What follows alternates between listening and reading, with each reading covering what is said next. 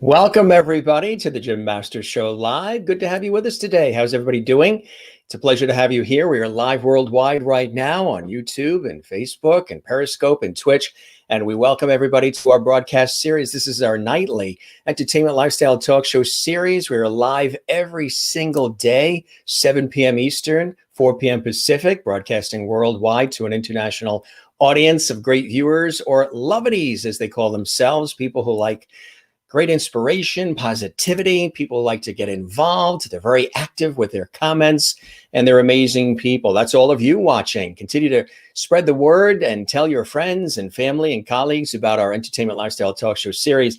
Every night is something different. Every night we've got amazing things that we do here on set, sometimes even on location. We've gone on location as well and done celebrations on location, taking it to some cool places.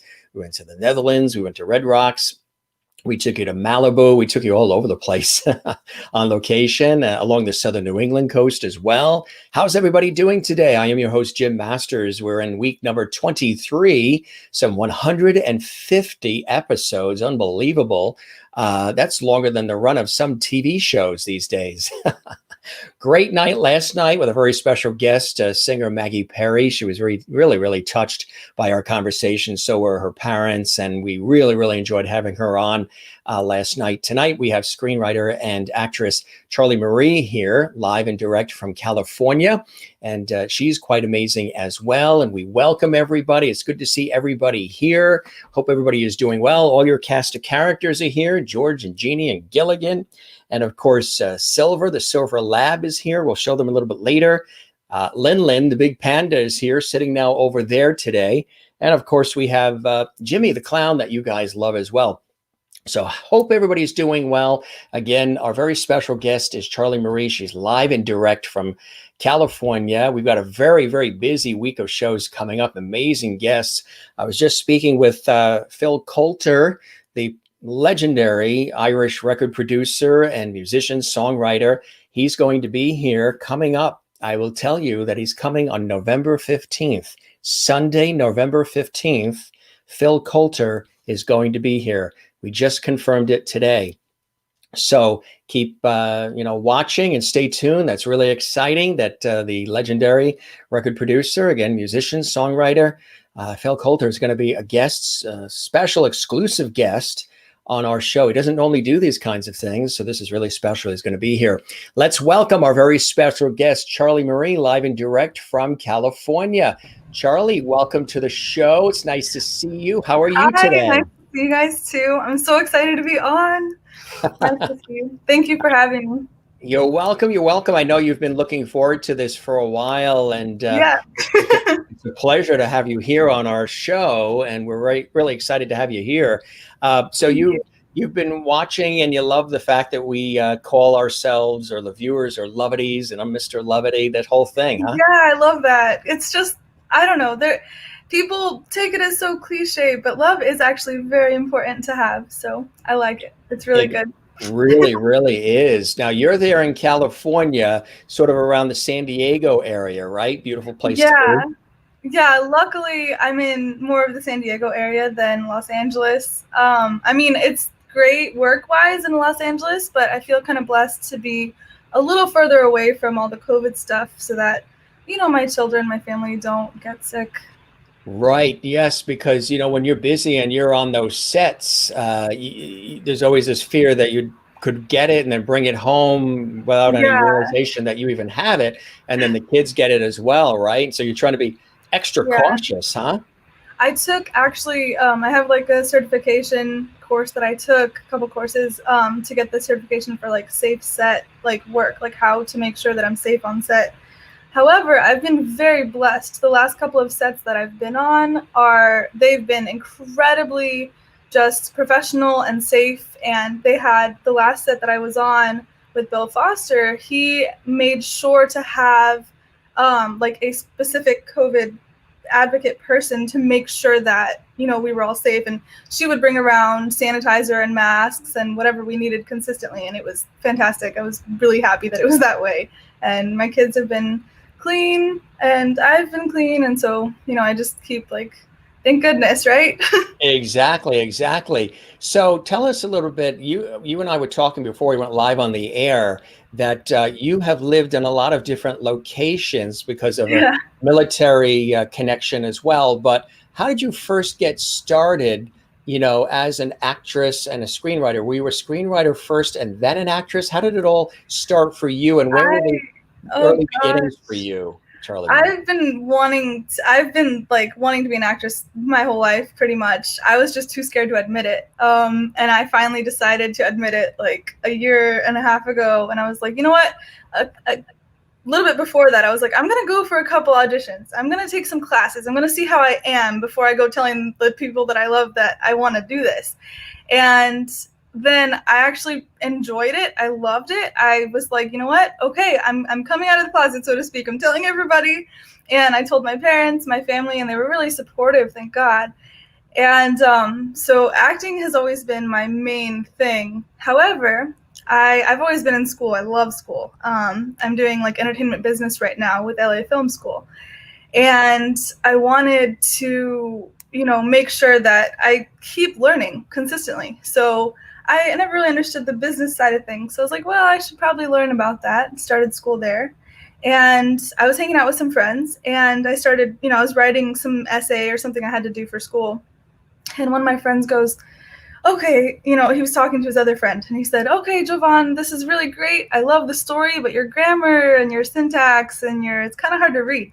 And he looks at me and he goes, you like are always writing and you're always in school. You're pretty good at like syntax and grammar and all that, right? And I was like, Yeah. sure, I guess. And so he had me help rewrite his screenplay. I was like, well, I've never done a screenplay before. I can, do the best I can. And so I helped out for a while. And then I was like, wait a second. What if we change this scene and make it like this? Or like, what if we add like, instead of her doing this, can we do this instead? And they actually started liking my ideas. So then I started taking classes. And then I was like, well, I kind of like screenwriting too. Acting's the passion, but screenwriting is kind of fun too. So for you, the screenwriting probably comes first, would you say? Nope, definitely acting first. Acting is the first thing. Yeah. So do you see yourself also creating things that you'll also be acting in as well, like your own film projects or stage projects? I don't think so. And the only reason why, like, I like the movies that I've written. I like the ideas, of course. I mean, I wrote them. I wouldn't show them to people if I didn't like them.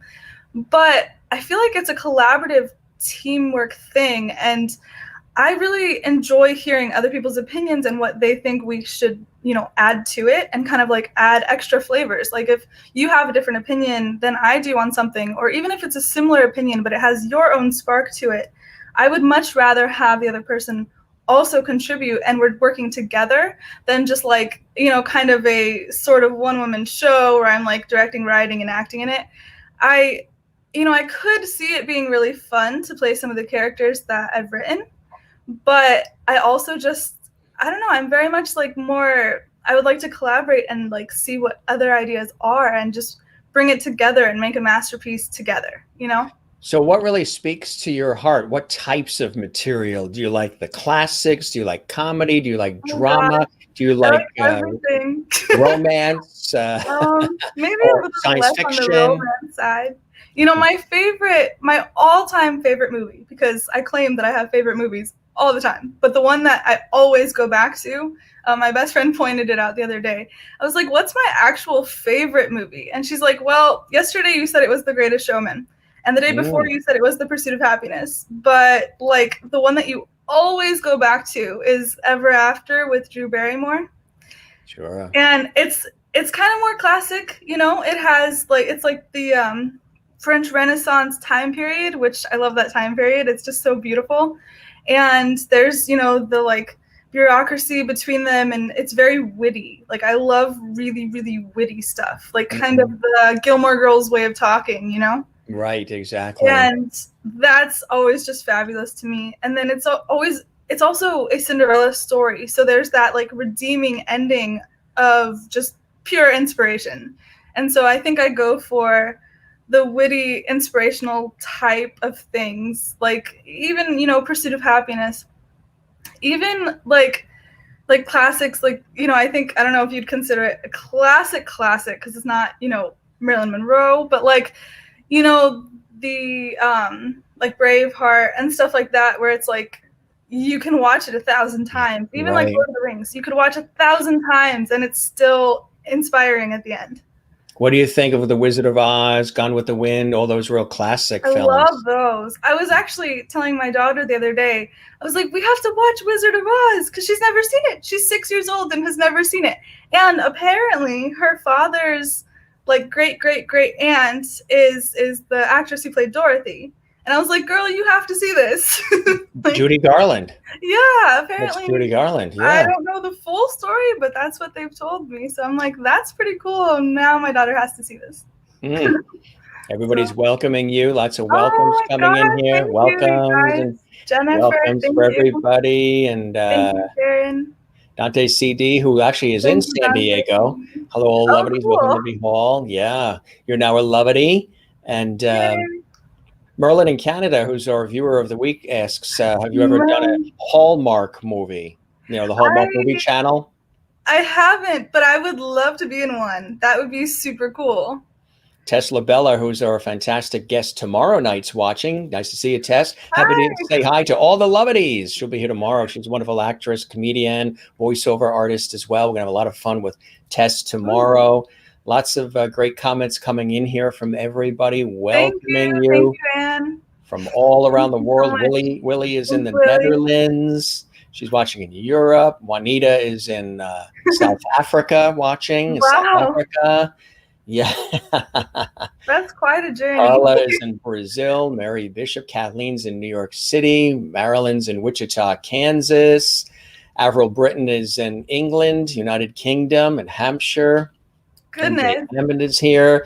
Tess and Ann Wozniak, who sent me her family cookbook with all the recipes, which was wonderful. And lots of Lovity coming in here. So how have you been during, obviously work has slowed down for a lot of people with, pandemics and all this other craziness that's been going on in this particular year.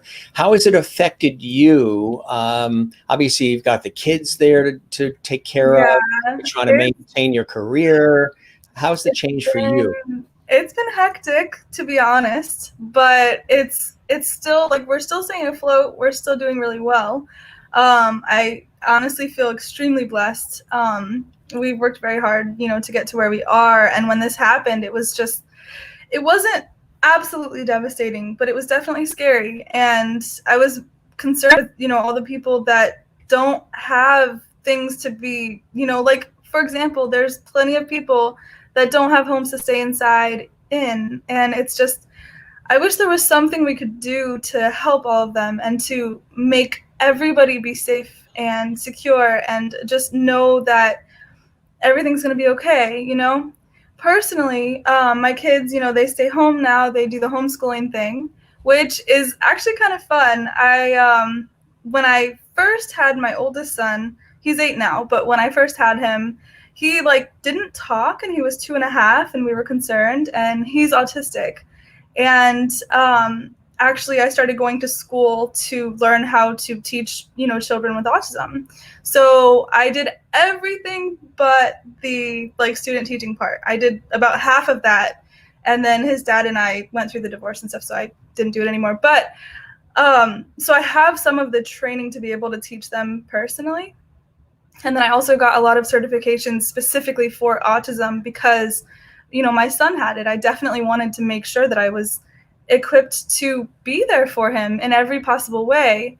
And so having that background makes it much easier with the whole homeschooling thing. I can make sure that, their teachers, of course, are fantastic, but they're on Zoom or they're on their iPads and, things like that. And so sometimes they'll go take a break because they don't want to have that much screen time all day long.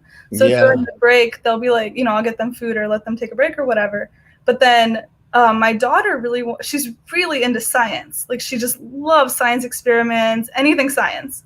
So she's like, okay, we did reading and math again. Mom, can we do a science experiment? So we'll go in the kitchen and do something crazy. And she loves it. It's great. so I can kind of help teach them too, which is nice. And then that's been really good. And then screenwriting has been like the main thing that I've been working on since we're trying to kind of stay home. Of course, I have been on a couple of sets, trying to be extra safe, of course. But so things haven't been like they've been different, but they haven't been a complete 180, thank goodness. However, we have to see, my grandmother and grandpa less because, they're older, they have more of a susceptibility to be sick. And the last thing I want to ever do is make somebody else sick just in case. So unfortunately, we don't see them as often now. Which is one of the rough things about all this, isn't it? That we can't go and just see our relatives and friends as easily. I mean, that's what life's all about, is the family and the friends and the connections. And we actually cannot go see a lot of them. Can't just hop on a plane or maybe on a crowded train. You just can't. You have to drive. Right. You have to drive. Yeah. People are even afraid of renting cars too. The rental industry has gone. They're afraid of, renting a car somebody else drove, even though they scrub them down and everything. Still, there is the fear of that. So there's just so much going on. It's I tell people, and I've said it multiple times on this series, that I think the only people that could have scripted this year and everything we're dealing with, all these multiple factors that we're dealing with, would have been Steven Spielberg, Stephen King, or Rod Serling. Would come up with a year like this, So what kind of, and you got to be positive. You got to laugh, right? You got to have a lot of levity, and you got to keep a positive spirit. And there are good things that have come from this, though. I mean, I know people that, I've lived all over the country, but I know people, friends of mine, that like their parents, their family member would live 30 minutes away and they'd never see them. And now, oh, thank you, Jennifer. New moon tomorrow night. And now they are, that's funny, Christine. The time of that? Wow, yeah. Also has autistic son. I know, I kind of want to see who she is now. She's in Connecticut. Yeah, that's amazing. Okay. But yeah, now they're like, oh my gosh, I want to Skype with my sister or my whoever it is that lives 30 minutes away that they never see. They're like, now I need to see them more often. Once this is over, I'm going to see them more often. And so people are starting to kind of, I suppose, wake up in a way to, how important it is to be physically in contact with other people, especially family members and people that you love, Right. Because we were sort of socially distancing before we even started to have to social distance, because we had our heads stuck in our cell phones and everybody on social media worrying, about what the Kardashians are doing or whatever. And then, all of this came at us, and now we can't get together, and everybody hates that. So I hope there is a lesson in all of this, that we sort of rise from the ashes more together and loving and empathetic. Listen to each other, be kinder. We all need each other. Absolutely. And, it was funny you mentioned something about writing this year. Last year in 2019, like around October, I wrote this movie called Backmasking, and I submitted it for like a, what did they call it? It's like a program, like an internship, like a paid internship for screenwriting with like a major production company. And I submitted it to them, and it's about an epidemic that is basically has to do with backmasking, like with music, like, when you play an old song backwards, supposedly there's hidden messages, and the epidemic is cured by that in the movie. And there's like, a love angle in there. And then there's like a sort of like, protagonist that kind of like learns a lesson through the way. And it was a cute movie, I thought. I submitted it. I didn't make it, or I'd be working for them right now. Sure. But still, I was like, this is kind of crazy. Like, now there's an actual epidemic after I've written this movie. Isn't that, a friend of mine would write, he has since passed, but he would write these screenplays. He'd wake up at like 2 a.m, and for some reason in the evening, like at night when the house was quiet and his parents were sleeping and his sister was sleeping in her room and the house was quiet, he was at his most creative. He would wake up out of sleep and go right to his typewriter and start typing all these cool ideas that he had for a movie, film, whatever.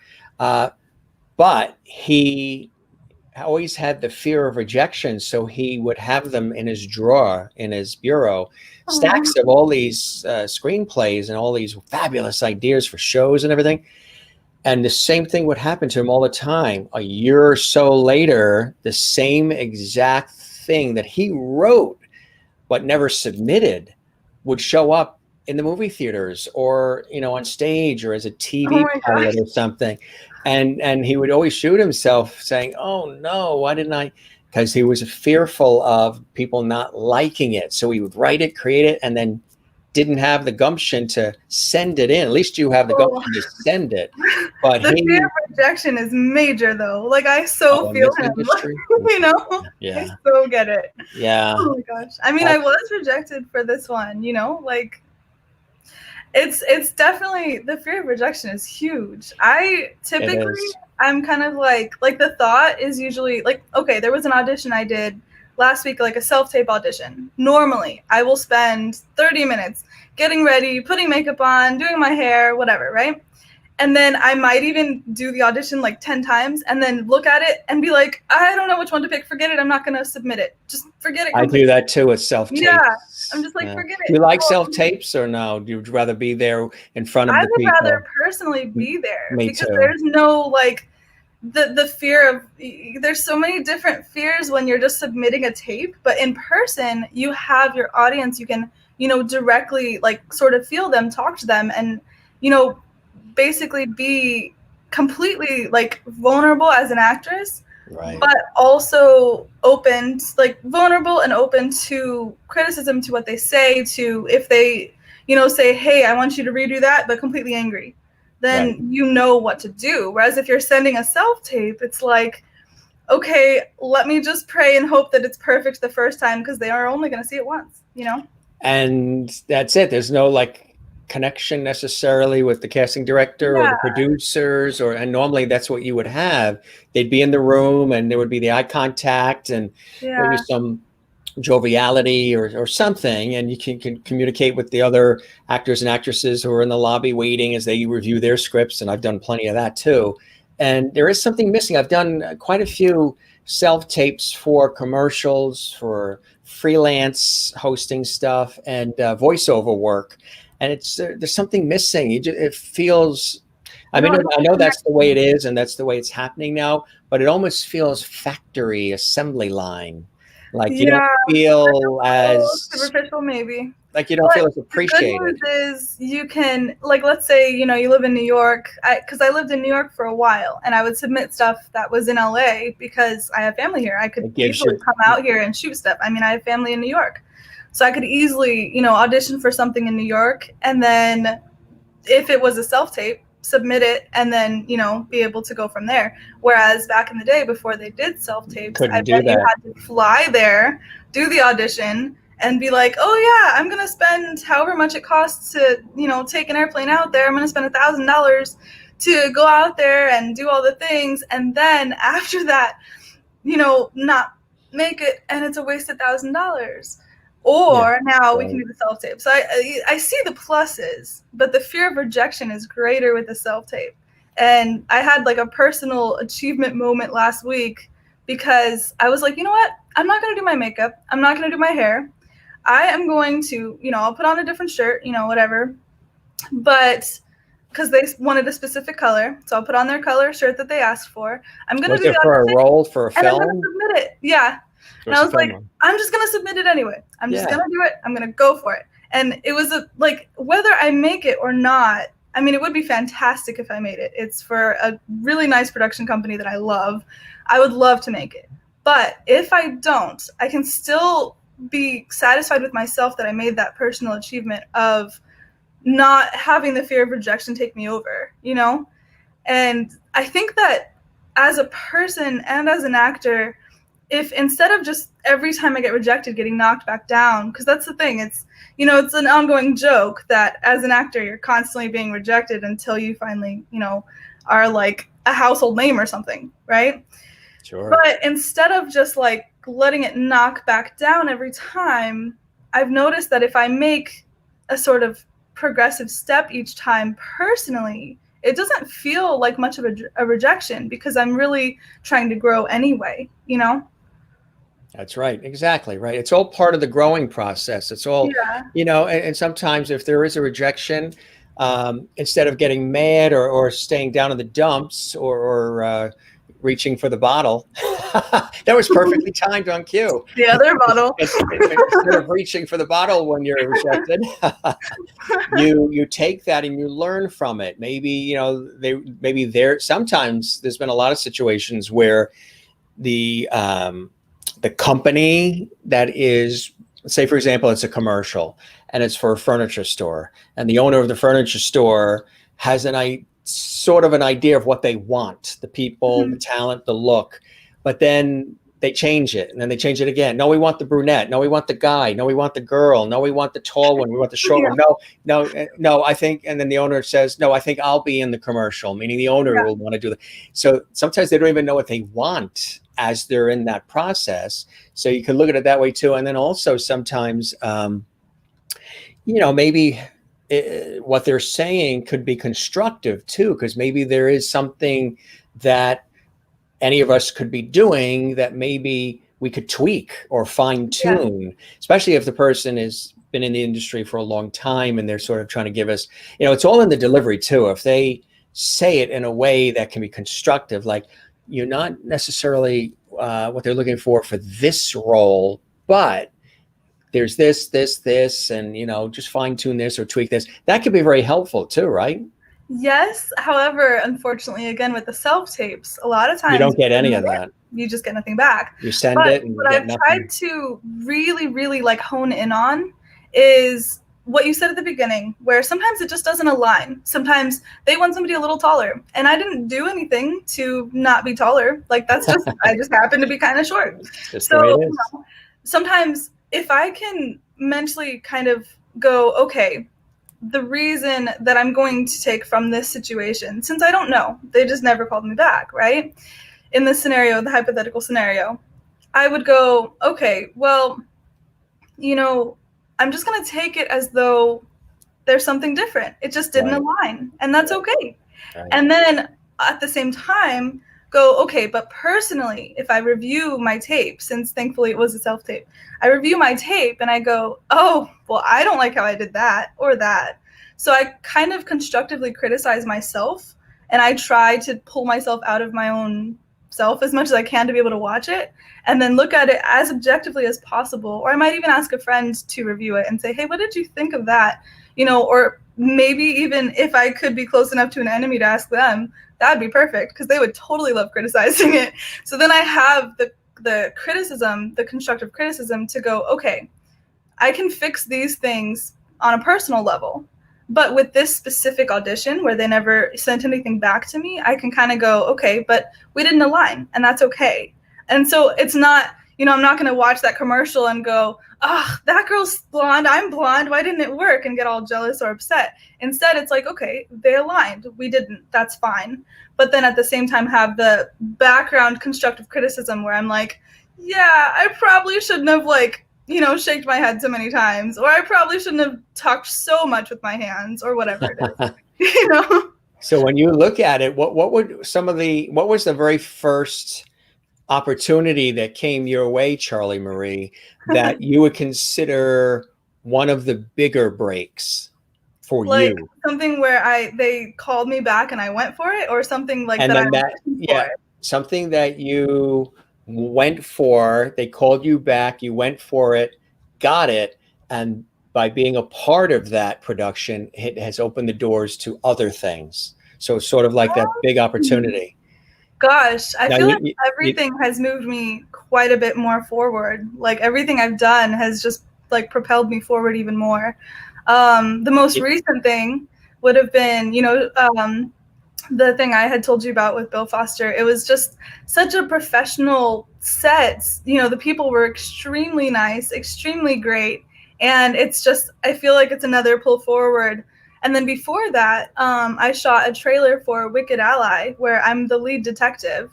And they officially said that I'm in the movie, and it's official. I've made it, so to speak.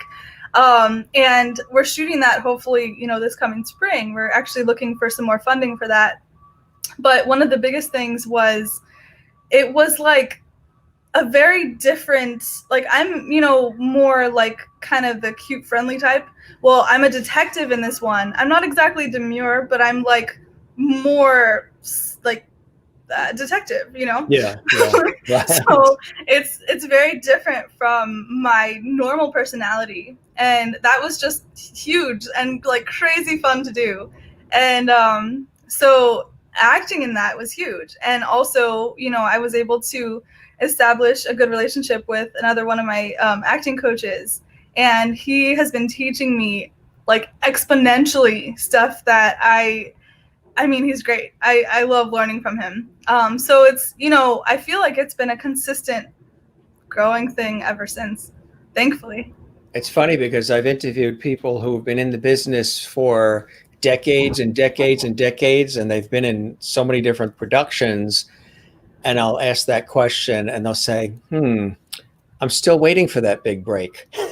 Even though they've been in all these incredible things, they still are looking for the next thing or the thing that's even bigger.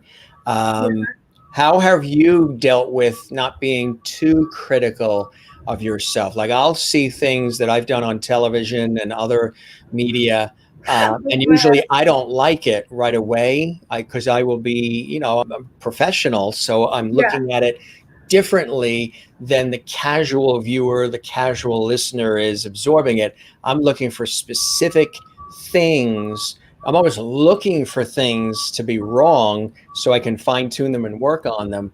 Somebody else may say, that was fantastic. You nailed it. It's terrific. Yep. It could be a producer, it could be the industry, viewers, listeners. Wow, you nailed it. It was awesome. It was great. It was terrific. But Yep. I myself see certain things. So what happens with me, and I've talked about that on this show, is usually is when it's something I've just done. Usually it's something I've just done, a show or whatever it could be, and I won't like it right away. But then if it pops on and I see it or they re-air it or whatever it is, I won't usually like it right away. It takes me time to be emotionally separated from the work I just did because I was so invested mentally and so invested in so many different ways in that project, and I'm striving for excellence that, when it first pops on, I'm like shocked. Everybody else is like fantastic. But I'm like, there's that shock and awe because you're seeing it as you're doing it through your eyes this way.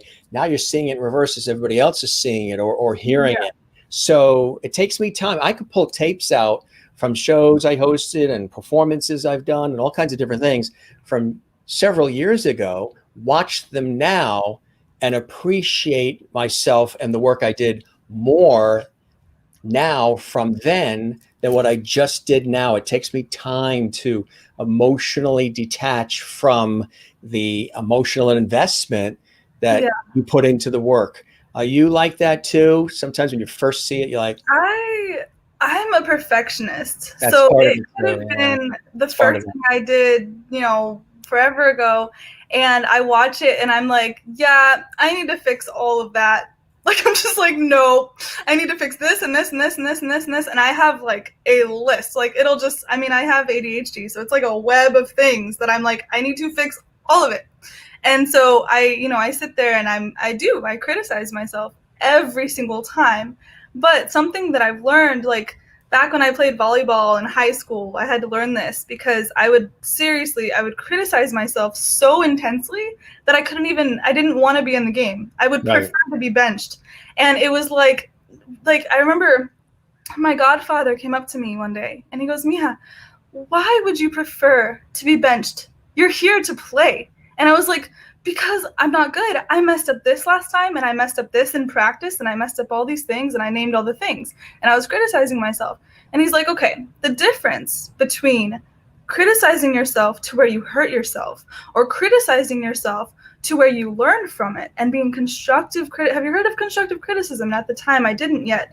And he explained it to me. And he said, you need to value yourself and know that you're amazing and you did great, but you need to also fine tune all those little things that you didn't like. That way, next time when you're doing it, you're not wanting to be benched, but you also are fixing it for every single performance or every single game. So when I watch something that's really old that I did a long time ago, I'm still critiquing it. It never stops. The critiquing is always there.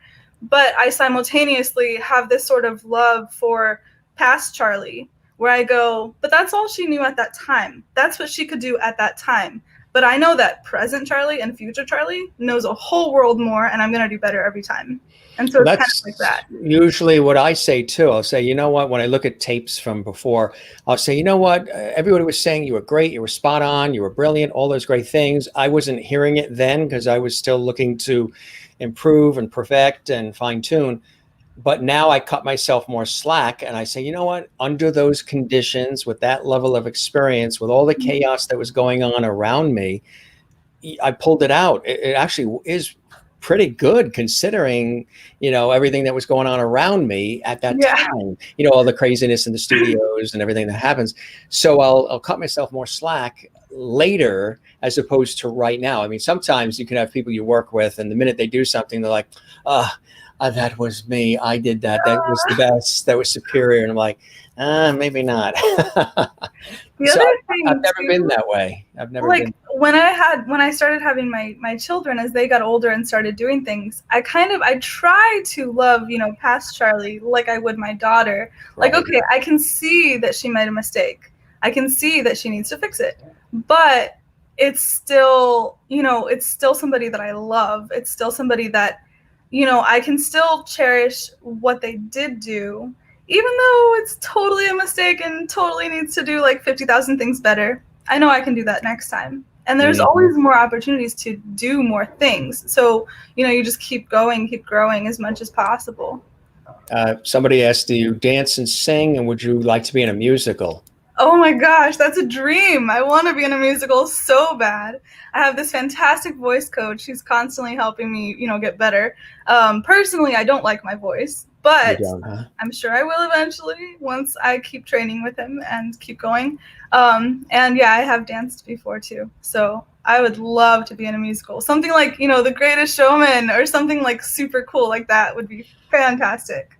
Could be something that you write too, maybe. Maybe, yeah. But again, I like the collaborative thing, I like when it's like all of our brains coming together for something magnificent instead of like, I mean, yes, I do have like ideas that I am fond of or whatever, and I'm sure other people would like them too, but it's like, there's just something about two heads are better than one, and I'm a firm believer in that.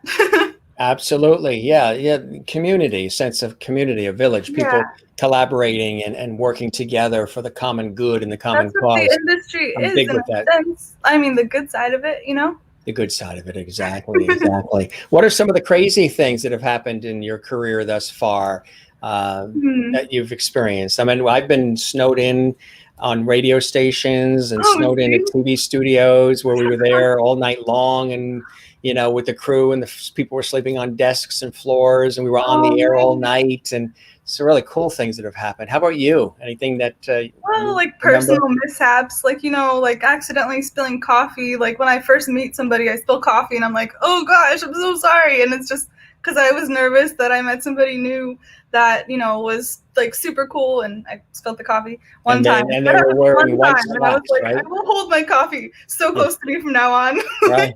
And the person you spilled the coffee on, that one day, they're wearing white slacks. No, thankfully I spilled it in front of them and not on them. On them. Oh, like, thank God. But I was so nervous. I was just so excited to meet them. And I was just, oh, you're welcome, Marilyn. And I was so excited to meet them. And I was just like, I couldn't believe I spilled it. I was so embarrassed. But that was probably one of the biggest things. And then, things with my kids, like I'll have, like I had a podcast the other day, which was fantastic. I had so much fun. And it was great, but I could hear them like talking in the background, and I'm like, I really hope that they don't hear me on the podcast. Like I hope that the host doesn't get mad that they're talking. Like I was just kind of cute. I mean, this crowd here, they love children. They love when pets jump in people's laps. Yeah, like my cat could just come behind me. Yeah, they love that. They absolutely, and that's happened all the time. People have walked right off set because they had to go get something. I had to do that. I had to go make sure my kids were good, That happens. And if you talk about food too, this is a foodie crowd. So like My what did you water. what did you have for dinner tonight, Charlie Marie? Or have you not had dinner yet? I haven't had dinner yet. We usually do dinner at like 5:30 or 6.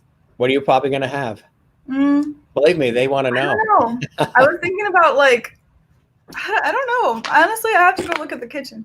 I have some I hard gotta go look time at the kitchen. deciding what is for dinner. Like the other day, I literally asked my friend, I was like, what are you eating? Because I can't decide what to make for dinner. So just tell me what you're eating and I'll go off of that. That Like, sounds funny the way you said it. I don't know. I have to go look at the kitchen. So you're going to walk up to the entrance to the kitchen, look at the kitchen, and say, "All right, kitchen, what are you going to do for me? What's for supper tonight, kitchen?" what are you planning on doing for me tonight? Exactly. Funny. That's funny. So, what are some of the things that you've worked on that you're most proud of so far? Oh gosh, so many things. Okay, definitely the thing that I did with Bill Foster. I'm not sure how much I'm allowed to mention. So next time I'm on, I'll mention more. Yeah. But that one was huge. Super proud of that. He was great. He was a guest on our show about a month or so ago. He's terrific. He's great. I like him so much. Yeah. Also, let's see.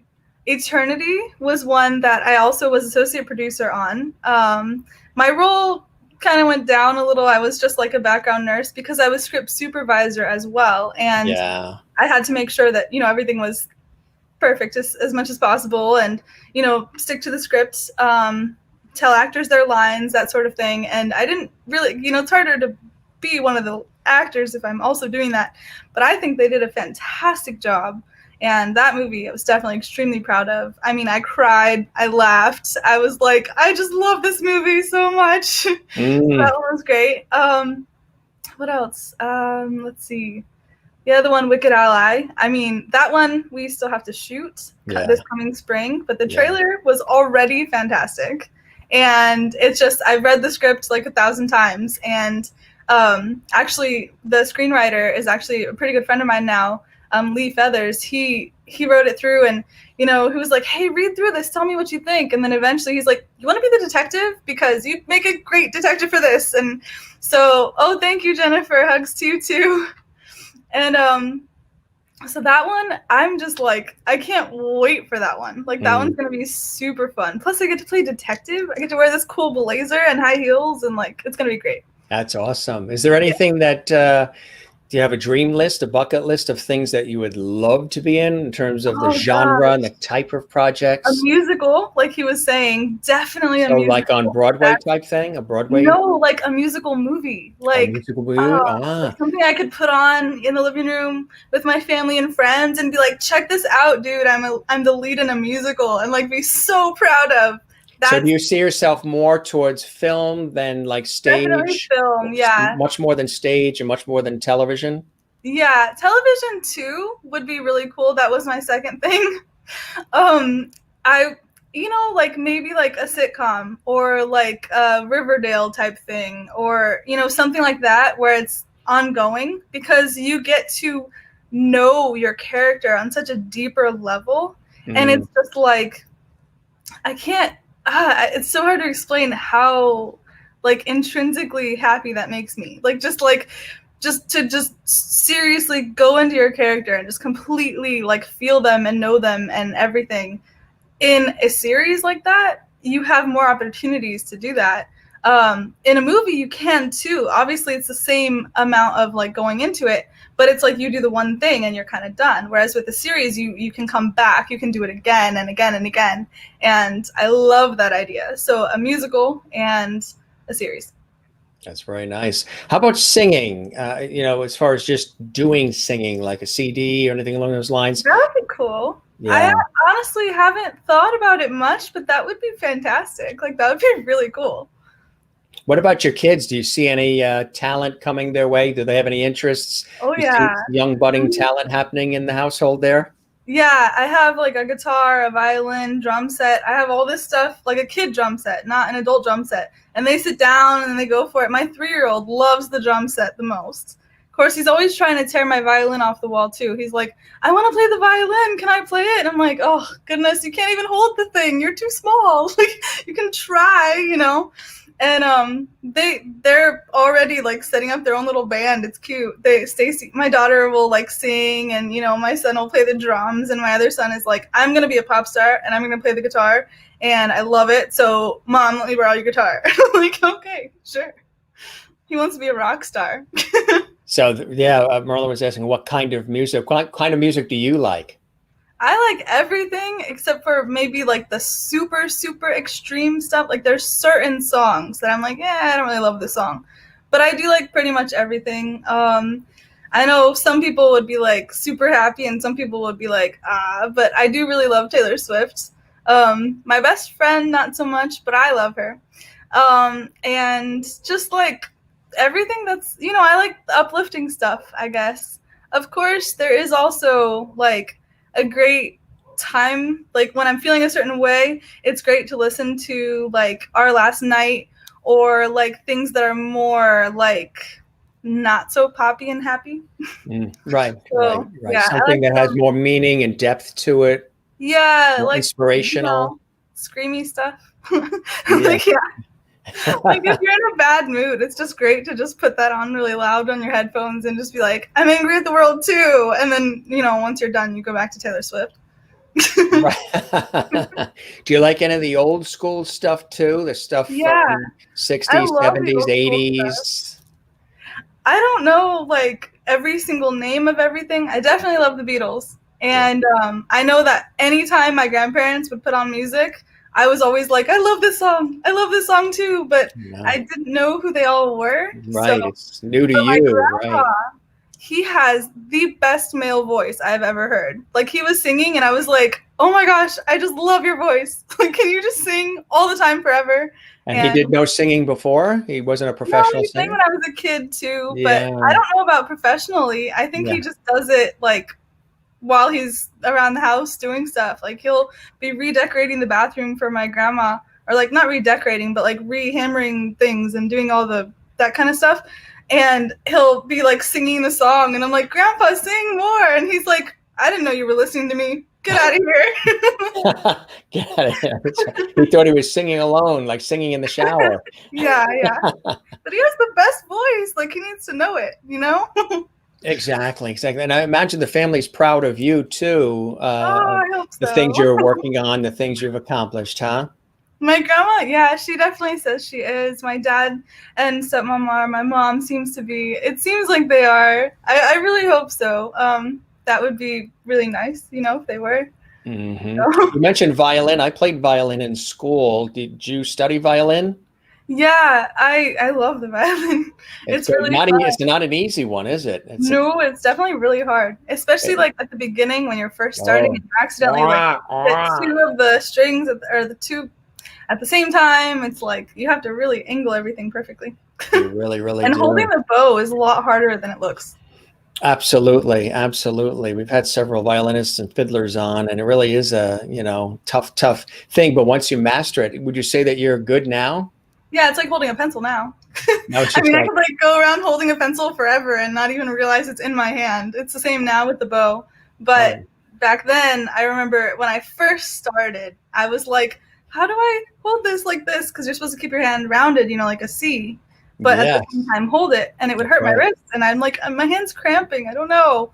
And I was doing it the kind of like the Russian way, like the way you hold your first finger.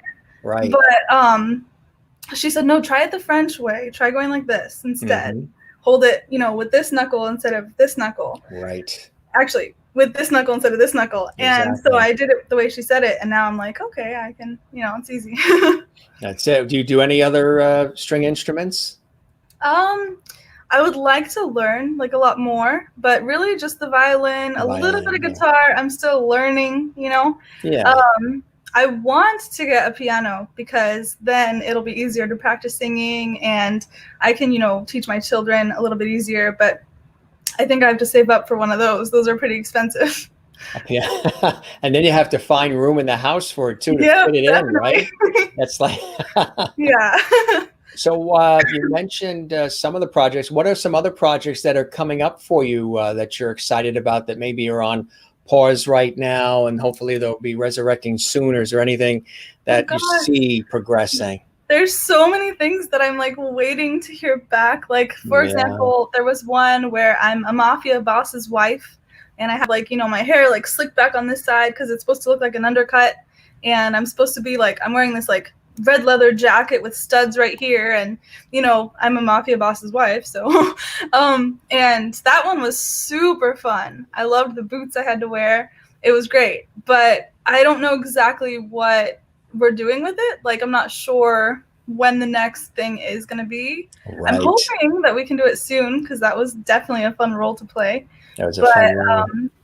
I don't know. I'm kind of just like, I'm here. I'm ready. That's it. Ready to go. Absolutely. Absolutely. What's your website? Is it www.charli-marie.com? That's right. Yeah. And there's the spelling of the name right there on the font. Yeah.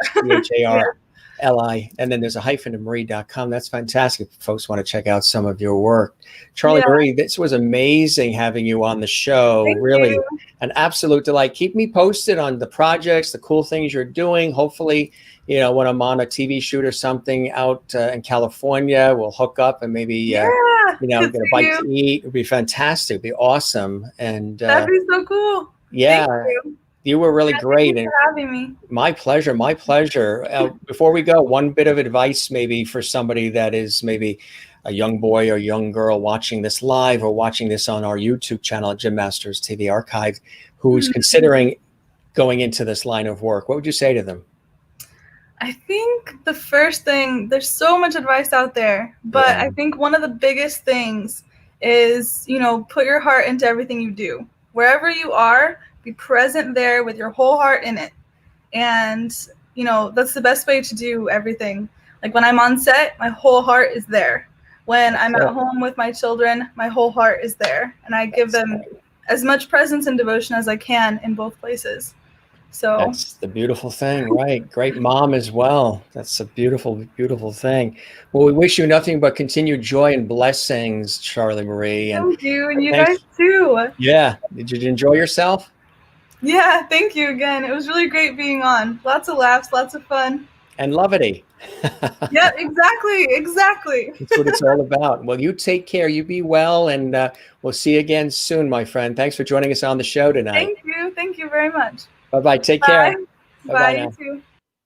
Very special guest, Charli Marie. Wasn't she amazing? Great actress, screenwriter. Loved hearing her story. We'll have her back as well, as she's working on some really cool projects and amazing productions.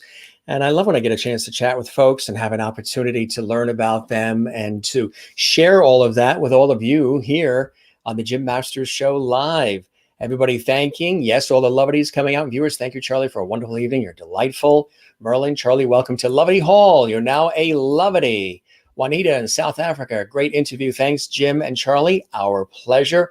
My pleasure to have you here. Thanks, Charli. Sounds like you're an amazing person. We always have the best guests here on our Entertainment Lifestyle Talk Show series, The Gym Masters Show. She was very sweet, isn't she?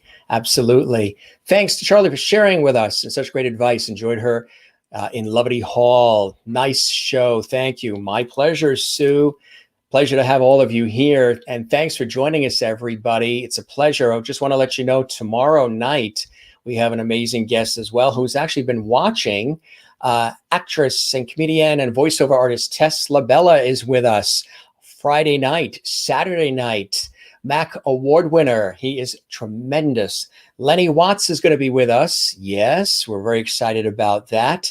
On Sunday, the incomparable Julia Halley is going to be here. Brilliant singer and award-winning performer. She's going to be here on Sunday exclusively. And as I mentioned, the one and only Phil Coulter, legendary record producer and musician and songwriter. We just spoke to him before the show.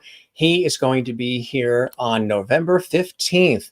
And Melissa Manchester is coming on the show as well. Legendary singer Melissa Manchester is joining us, and Glenn Scarpelli from One Day at a Time. You know that series from the 70s, and so many others.